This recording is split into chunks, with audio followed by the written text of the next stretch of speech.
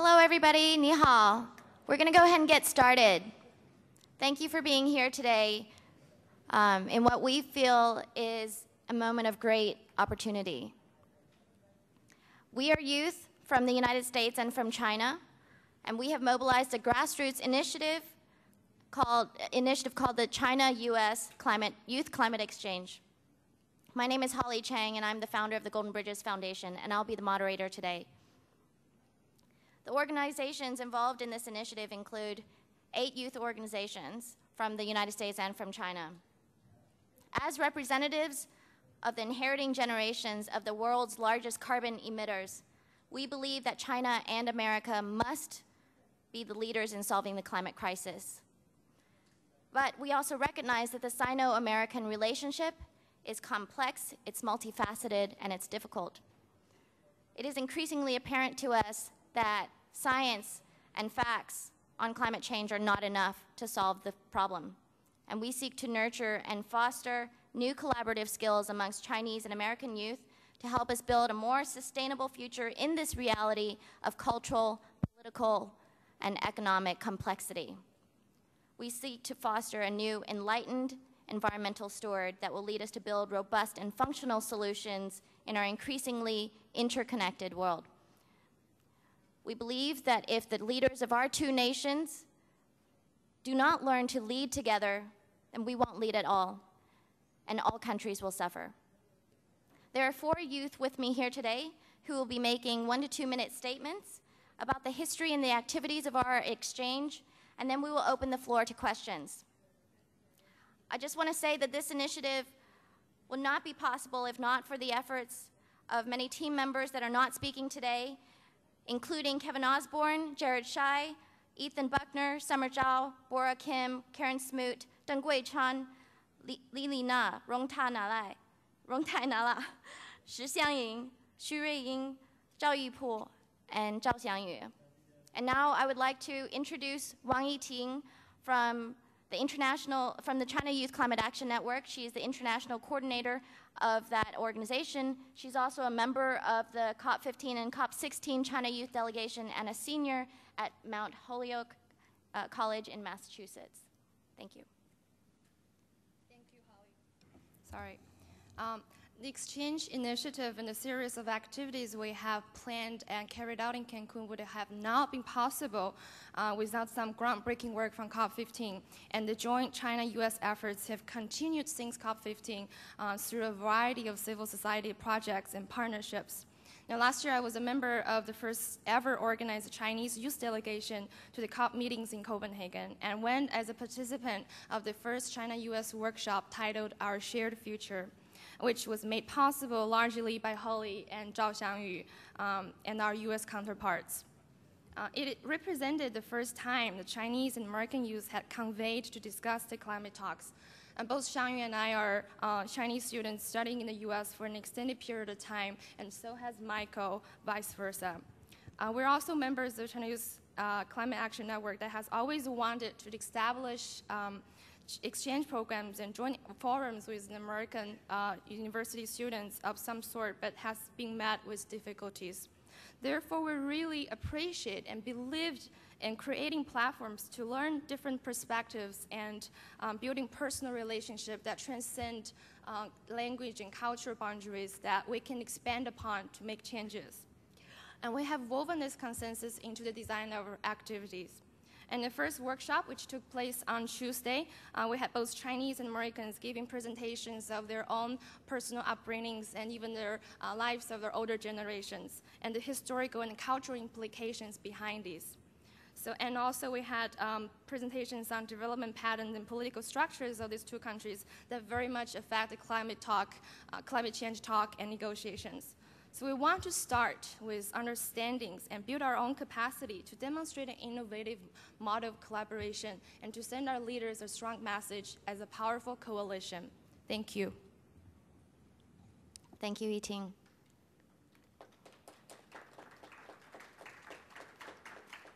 And now it is my pleasure to introduce Michael Davidson, China Climate Fellow at the NRDC in Washington, D.C., and also an American Youth Delegate of Sustainus. All right, thank you, Ollie. So let me first say that there is a lot of interest among US youth to work with Chinese and not against China on these issues. But it's not always easy to find out how to make that happen. So the toolbox to communicate with the Chinese is very limited. Linguistically, historically, culturally, there are many differences. As I was just listening to a few of my Sustainus colleagues, for many US youth, the workshop last year was their first intentional conversation with Chinese on some of these topics. So this connection, long overdue in the climate negotiations, allowed subsequent collaborations to proceed more fluidly. And the workshop was also educational. As Yiting described, both sides were surprised by the value of some one-to-one time. The US legislative system is a perennial fascination, confusion of many of our Chinese friends. Attending that workshop was Kevin Osborne of the Cascade Climate Network, and he unfortunately could not be here to give his reflections. Kevin, like many of the US youth representing this collaboration, has studied in China, and the insights that he gained from immersing himself in the Chinese culture gives him a unique role as serving not only as a linguistic translator, but also as a cultural translator. And the pieces starting to fall in place when the rapidly evolving Chinese youth delegation and the US youth contingent started working together in preparation for Cancun. They brought to the table fresh and intimate perspectives of each other's countries, necessary building blocks for making it work. We hear about some of these experiences during this process from Caroline and Yingao. Through this experience, I've come to appreciate the benefit and necessity of educational and cultural exchanges between our two countries.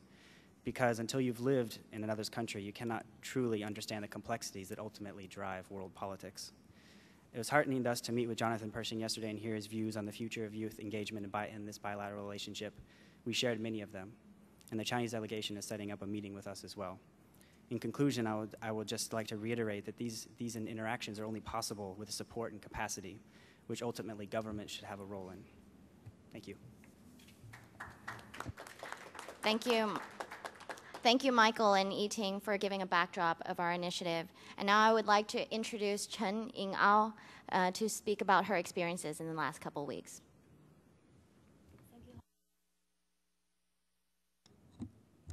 Okay. Hello, everyone. I'm a graduate student of Peking University, and my name is Chen Yingao, and I'm from COP16 China Youth Delegation. I'm sorry, English is not my first language, and before Cancun, I do not have much experience of closely communicating to American youth. Thus, the past 5 years seems like a window for me to understand and feel the way that the United States youth think, act, and work, and provided me a totally new view of the United States. Caroline and I have been very involved in planning a shared action between U.S. and China's youth to demonstrate our shared vision for a clean energy future, and which seems to be a much tougher task than I imagined. The responsibility of planning the shared action turned out to be much more than I had anticipated. We were composing different messages for our respective governments, and this led to be much confusing. But finally, we find a way to define our objectives in terms of our shared value and vision, and trying to listen to others, not just holding the original position of our own. I'm turning out to be more willing to understand the background and culture U.S. youth are born with, and to step backward a bit to contribute space for mutual ambitions.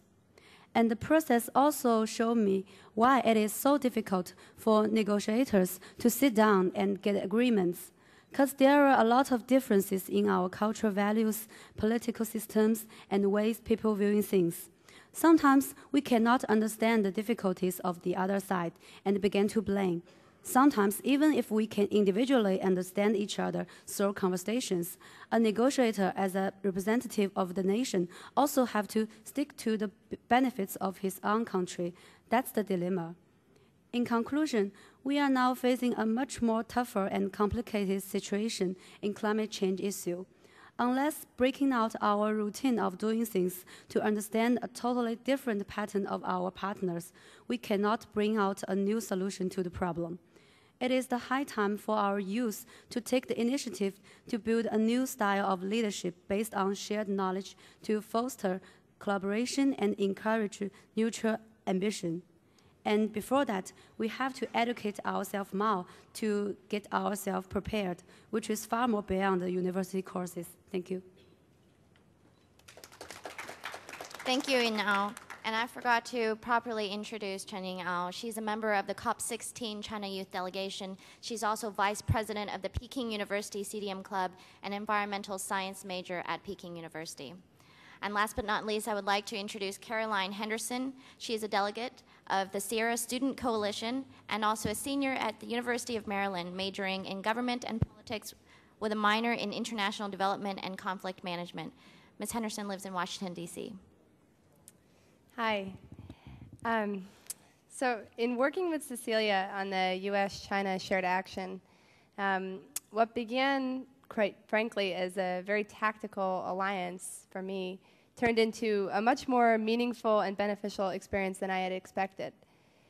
As a young person from the U.S., I'm very concerned with our nation's role in climate change and installing progress on international cooperation. I'm also committed to the notion that in order to make a difference as youth, we have to be blunt and we have to be specific.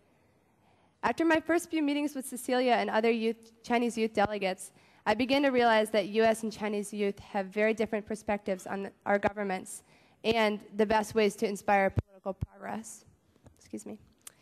As I encountered these differences, I began to fear that my vision for this action would be compromised, and so I asserted my own will as if it was inherently at odds with those of the Chinese youth. These meetings left me feeling somewhat discouraged and fatigued, as if I was coming up against a wall. Then things started to shift. I got to know Cecilia and other Chinese youth as individuals. We started examining our cultural assumptions and explaining our histories and the reasoning behind our beliefs. Once we began to share these insights, it became clear that we did not inherently disagree. In fact, most times we could understand where the other was coming from. Our dialogue did not feel like a series of traded concessions. It felt like a collaboration. I say all this because I firmly believe that in order for our countries to reach any agreement and enable international progress to solve the climate crisis, we need to learn, use, and listen to the language of shared understanding. It is my hope that US and Chinese negotiators examine their own assumed boundaries for cooperation and begin to find opportunities for mutual collaboration. Thank you. Thank you, Caroline. And I know it's a little bit uncustomary, but I would like to invite all of the Chinese and American youth that have actually been involved in this collaboration on stage, if you may, before we go into our question and answer session. So if you could please approach the stage now.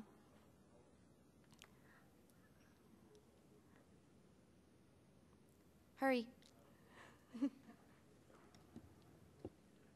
I'd really like to give everyone a round of applause. This week has not been the easiest of weeks for us to collaborate. And now we can take questions from the floor.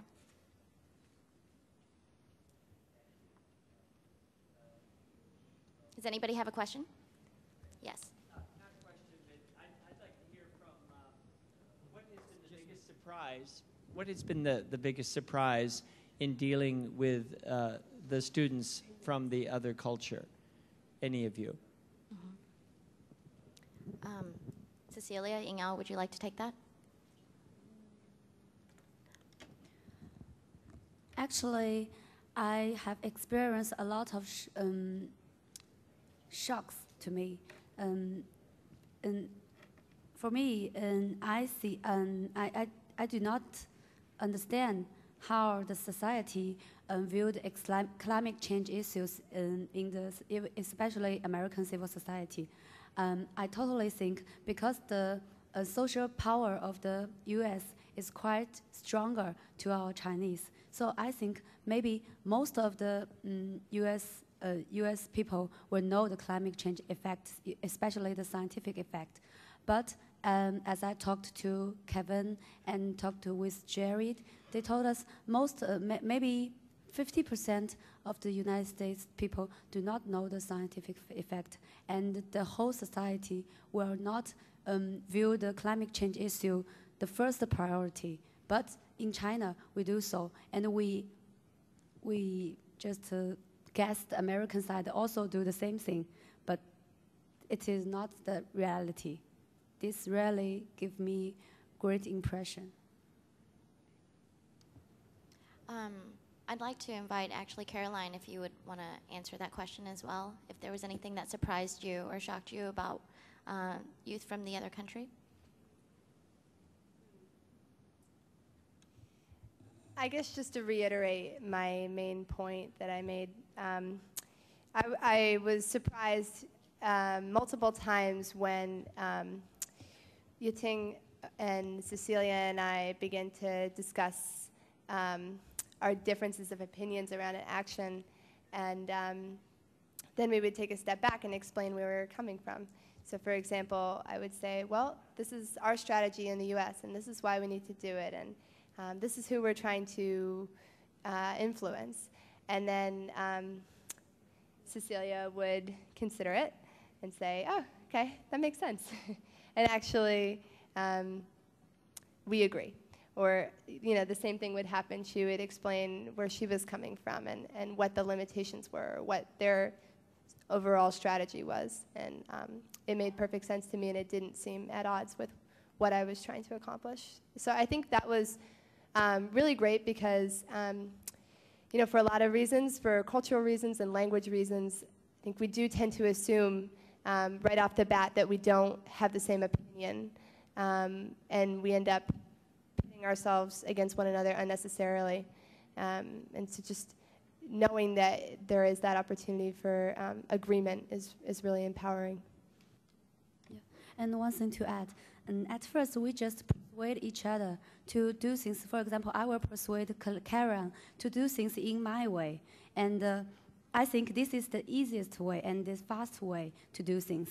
But when I learned more about the political system of the United States, I will think, if we do things in my way, it doesn't work, because the system is different.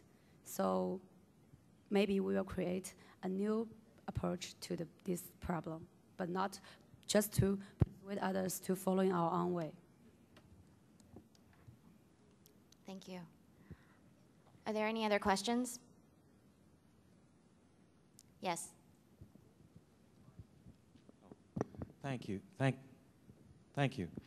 I'm disturbed that countries like China and other countries who are developing will try to replicate the United States. The United States has made a lot of mistakes. We've overbuilt our roads, we've overbuilt our factories, we're polluting a lot, we're using too much energy. I want to see the developing countries jump over what we've done and reach fulfillment, but not necessarily as much waste as we've done. And I guess I want to hear from the Chinese students your reaction to this, and I wonder if your people just want more of what we have or also want it more sustainable, you might say. Thank you for your question. Yiting. Yeah, thank you for your question. It's very interesting because when I started to study in the States, and it just really came to me, it really feels really strong that the way Americans live, how wasteful sometimes the lifestyles can be, and considering just a normal life in China, and it's just a huge difference. And that's actually one of the reasons why I decided to study environmental sciences. And I think, and so there are some ways that I would often tell my American friends that how we do it in China, how we do it comfortably, living a life like that.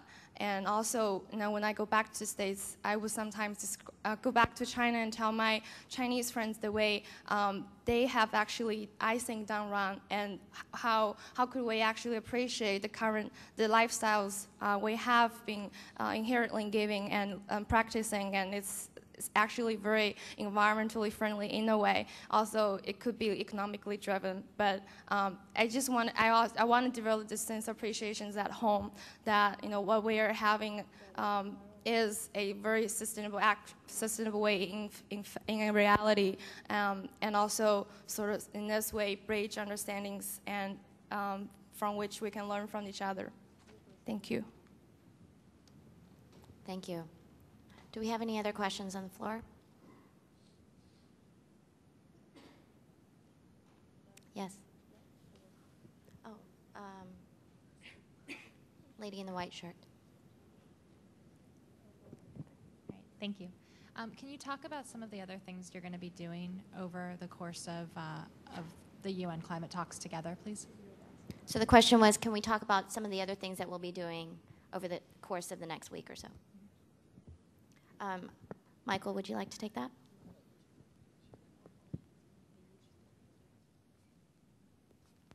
Take it. So we're planning at least 2 workshops, which the first one has taken place on Tuesday as more of introductory workshops, and the second one will be on the 9th of December for us to sort of reflect on the experiences with all these things that's been going on for the past 2 weeks, and in deeper discussions of the climate talks, and also to engage in discussions of ways we can collaborate more in the future.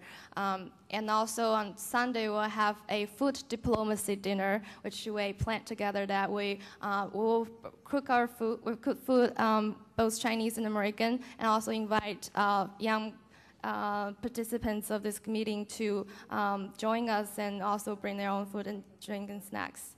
And I also have a shared action, which is being planned by Yingao and Caroline. Maybe you want to speak a little more on that. Well, I don't want to give anything away, but we're also waiting for Secretariat approval on it, so I don't want to speak prematurely. But the action should be a really wonderful illustration of the sort of collaboration that we want to see from our governments, as well as our vision for the clean energy future. It's also very creative and should involve youth from around the world. So it should be on Tuesday in Cancun, Missy. So just keep your eyes peeled, and we'd love you to join. And just want to add, and I also met with Jonathan Pershing yesterday with the whole delegates, and also our meetings with the U.S. and Chinese negotiators are being planned as well. Thank you. Are there any other questions? We'll take one more question. Yes.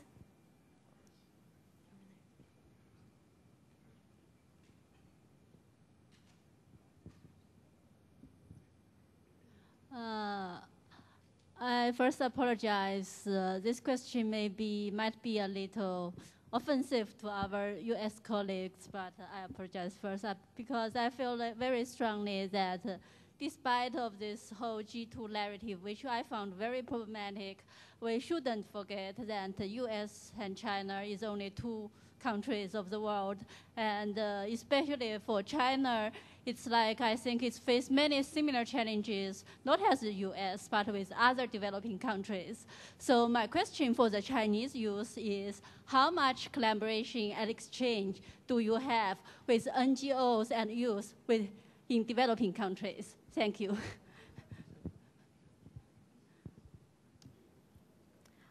I would like to say that we do recognize that there are more than 2 countries in this world that have a stake in the climate crisis. We very much don't feel that this is an elitist collaboration. What we do feel is that the U.S. and China must be leaders in solving this crisis. We also believe that our cultures and our politics and our economics are extremely complex and diverse, and therefore very difficult to spawn a new form of leadership, a new form of diplomacy that can actually work together and collaborate. So we very much appreciate that there are other countries that have a stake. Yiting, would you like to take the Actually, we've been very much involved with Yango in creating some other, in helping organize some other activities, such as in the Asian group, our activities shared by the Asian youth. Also, our food diplomacy dinner is also intended to invite youth from as many countries as possible. So we're trying to do that as well, but because due to our own capacity this time, it is something.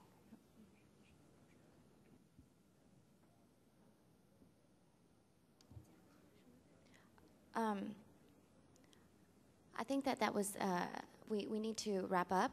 However, I would like to say that in reaction to the last question again, the China-U.S. Youth Climate Exchange has not been easy.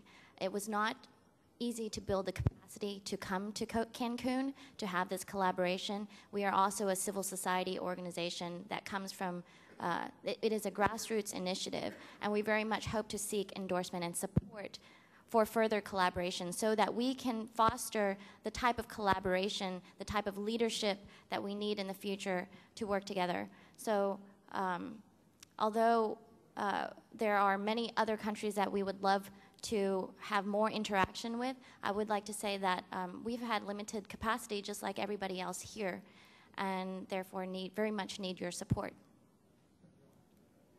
No? Okay. All right. Thank you very much.